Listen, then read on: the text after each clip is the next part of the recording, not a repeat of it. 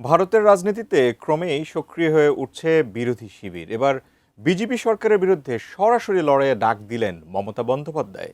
তার নেতৃত্বে আগামী জুনে গুরুত্বপূর্ণ বৈঠকে বসতে যাচ্ছে ইন্ডিয়া জোট। আসলে কি ঘটতে যাচ্ছে ভারতের রাজনীতিতে, বিস্তারিত আরিফ হাসানের প্রতিবেদনে।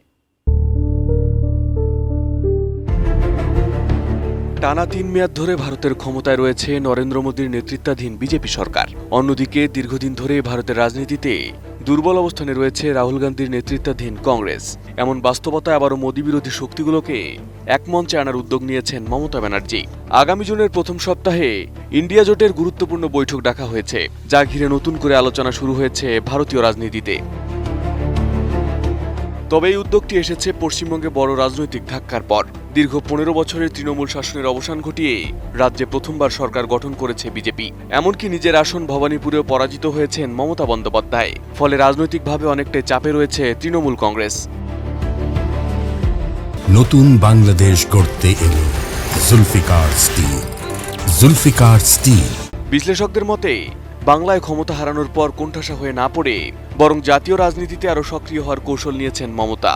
তার লক্ষ্য মোদী বিরোধী রাজনীতির অন্যতম প্রধান মুখ হিসেবে নিজের অবস্থান ধরে রাখা। একই সঙ্গে দলীয় নেতাকর্মীদেরও নতুন লড়াইয়ের বার্তা দিতে চাইছেন তিনি। মমতা স্পষ্টভাবে বলেছেন, বাংলায় তৃণমূলের ওপর যত চাপ বাড়বে, দিল্লিতে বিজেপির জন্য পরিস্থিতি তত কঠিন হবে। মূলত এই বার্তার মধ্য দিয়েই কেন্দ্রের বিরুদ্ধে বৃহত্তর রাজনৈতিক আন্দোলনের ইঙ্গিত দিয়েছেন তিনি। তবে বিরোধী শিবিরের এই ঐক্য কতটা শক্তিশালী হবে তা নিয়েও প্রশ্ন রয়েছে। কারণ পশ্চিমবঙ্গের নির্বাচনের পর কংগ্রেস, বাম দল এবং আম আদমি পার্টির মতো দলগুলো মমতার নেতৃত্ব সহজে মেনে নেবে কিনা তা এখনও পরিষ্কার নয়। এছাড়া বিভিন্ন রাজ্যে আসন সমঝোতা ও নেতৃত্ব নিয়েও বিরোধী জোটের ভেতরে মতপার্থক্য রয়েছে।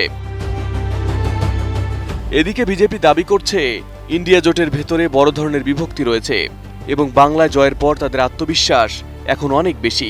ফলে জুনের বৈঠক শুধু একটি রাজনৈতিক আলোচনা নয়, এখন দেখার বিষয় নরেন্দ্র মোদীর বিরুদ্ধে বিরোধী শিবির সত্যি শক্ত অবস্থান তৈরি করতে পারে কিনা, নাকি জোটের ভেতরের মতবিরোধী তাদের সবচেয়ে বড় বাধা হয়ে দাঁড়ায়। Arif Hasan, ATN news.